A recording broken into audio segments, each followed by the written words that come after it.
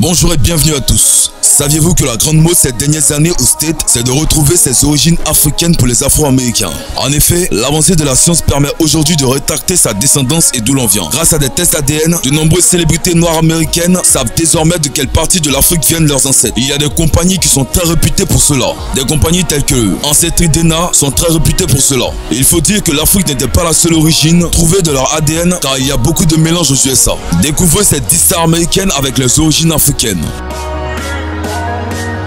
Avant de commencer, si vous êtes nouveau, abonnez-vous à la chaîne et activez la cloche de notification pour ne plus jamais rater une vidéo.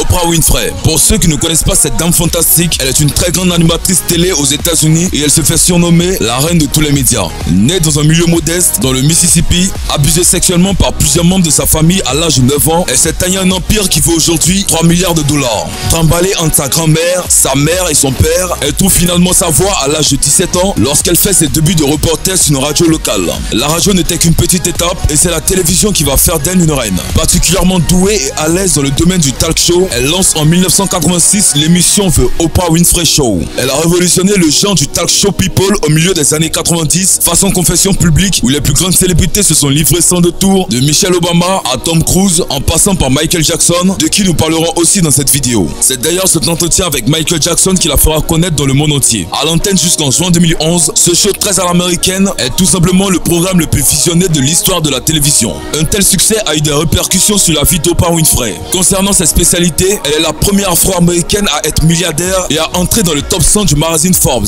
C'est la première femme de l'histoire à présenter et à produire son talk show. Son show télévisé est diffusé dans 112 pays à travers le globe. C'est en 2005 qu'Oprah Winfrey fera un test ADN et découvre qu'elle est descendante des Pels, un groupe ethnique au Nigeria, des Bamileke au Cameroun et de Zambie. Depuis le test, elle est restée très proche de ses origines africaines. Elle a ainsi fondé en 2007 une école pour filles en Afrique du Sud.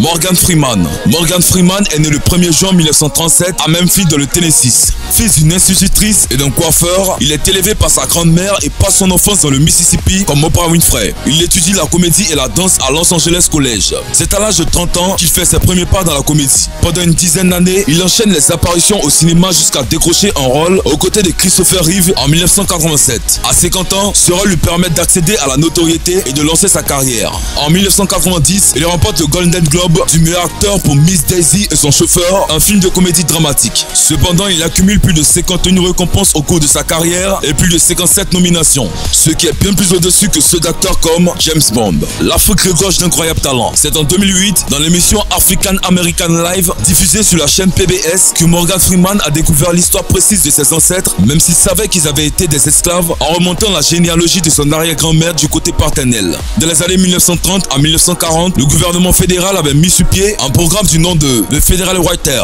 Il s'agissait notamment d'envoyer des enquêteurs, parfois des écrivains d'ailleurs, recueillir la parole d'anciens esclaves encore en vie. Les enquêteurs tombèrent sur une certaine Cindy Anderson, originaire du Mississippi. L'acteur Morgan Freeman a découvert que ses ancêtres étaient originaires du Niger. Michael Jackson. Quand Michael Jackson partait à la recherche de ses ancêtres en Côte d'Ivoire. En 1992, des tests ADN ont mené le roi de la pop dans la petite ville ivoirienne de Krendiabo. L'histoire est assez méconnue. À la recherche de ses origines, le roi de la pop fait des tests ADN. L'afro-descendante découvre que ses ancêtres, vendus comme des esclaves pour rejoindre les États-Unis, sont nés à Krendiabo, une ville appartenant au royaume prospère de Saint-Louis, surnommé le berceau de la Côte d'Ivoire. Michael Jackson organise alors son pèlerinage. Patrick Kaka, conseiller du roi Amon Ndouffou, n'en revient toujours pas. Nous étions en réunion lorsque nous avons appris qu'un Américain noir allait venir ici. Pour nous, c'était comme une blague. Tous les natifs du royaume sont invités à l'accueillir. Sa visite a suscité une joie inoubliable dans tout le royaume. Michael Jackson a été reconnu prince puisque sa famille possédait l'un des 48 sièges du royaume. Il a pleuré de joie. Le poids de l'histoire ressurgit et les retrouvailles avec ses cousins éloignés émeuvent. Il y avait des vieilles, aujourd'hui décédées, qui ont pleuré. Tout le monde avait les larmes aux yeux. Cette famille a été déportée jusqu'aux USA. C'était quand même dur, ajoute Patrick Kaka. Des années plus tard, la mort brutale de la star à 50 ans après une surdose médicamenteuse le 25 juin 2009 est un choc à Krendiabo. Le royaume entre même en contact avec les ambassades des États-Unis pour demander le rapatriement du corps. Sans succès, ils organisent néanmoins des funérailles auxquelles assiste une partie de la famille de Michael Jackson ainsi que de noirs américains. Se rappelle Blazinda, porte-canne à la cour royale et fan du chanteur. Cependant, le fait que Michael Jackson soit d'origine ivoirienne afflige les médias occidentaux. Ils en ont ri, voire même tourné au ridicule ces vidéos de certains médias occidentaux montrant le peu panier réclamait le retour sur cette terre du corps du roi de la pop.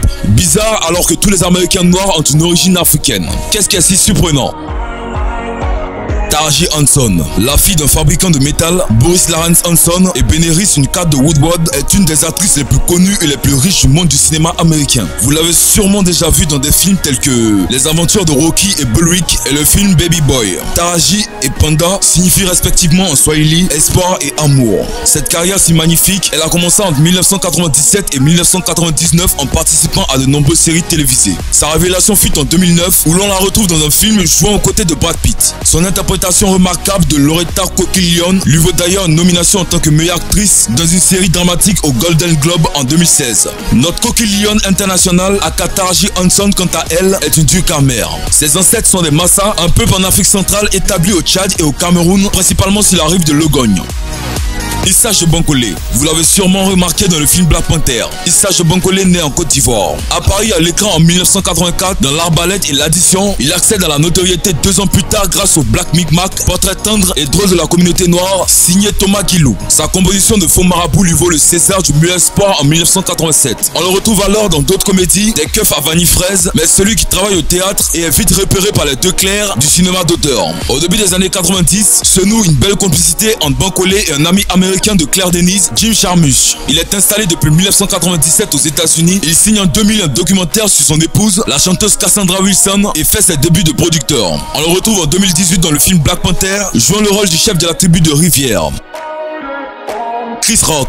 Chris Rock est un humoriste américain. C'est très jeune qu'il entame sa carrière en quittant le lycée pour se lancer dans la comédie. C'est l'acteur Eddie Murphy, après l'avoir vu sur scène, qui donne un coup de pouce à sa carrière en l'intégrant au casting de son film Le flic de Beverly Hills 2, sorti en 1987. Artiste complet, il mène en parallèle une carrière d'humoriste, de comédien, de producteur. Chris Rock était en larmes lorsqu'il en a appris davantage sur l'un de ses ancêtres qui s'est battu pour sa liberté et celle d'autres esclaves. Il retrouve ses origines du côté du Cameroun, chez les Udem.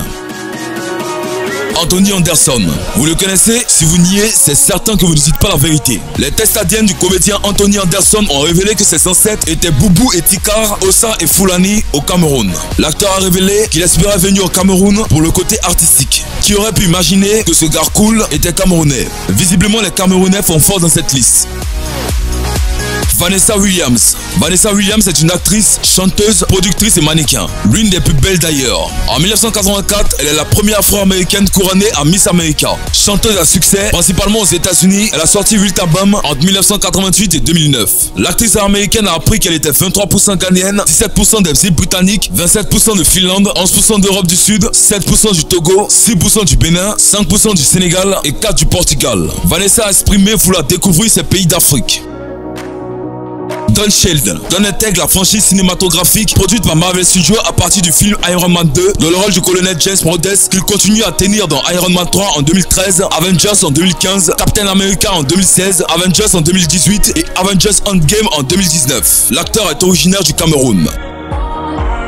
Bombadjan Bamba. Bombadjan Bamba n'a que les meilleurs souvenirs de grandir dans le pays africain de la Côte d'Ivoire. En 1993, après la mort du président Félix Houphouët-Boigny, d'où le pays deviendra par la suite instable, la famille de Bamba s'est enfuie aux États-Unis pour se protéger. À 10 ans, l'Amérique est devenue sa nouvelle maison. Bien sûr, il a perfectionné l'accent et a effacé la naissance à l'étranger de son discours. Il est connu pour ses rôles dans Réalité en 2014 et The Good Place en 2016. Il a étudié l'art dramatique au Conservatoire du cinéma et d'art dramatique de New York. Comme Issa Bankole, on le retrouvera dans le film Black Panther où il joue le rôle d'un chef militaire. Voilà, c'est tout pour cette vidéo. Si vous avez aimé cette vidéo, n'oubliez pas de la liker et de la partager avec vos amis. Et si vous aimez le contenu que nous faisons, abonnez-vous à la chaîne et activez la cloche de notification pour ne plus jamais rater une vidéo. David fait le top, une vidéo chaque jour.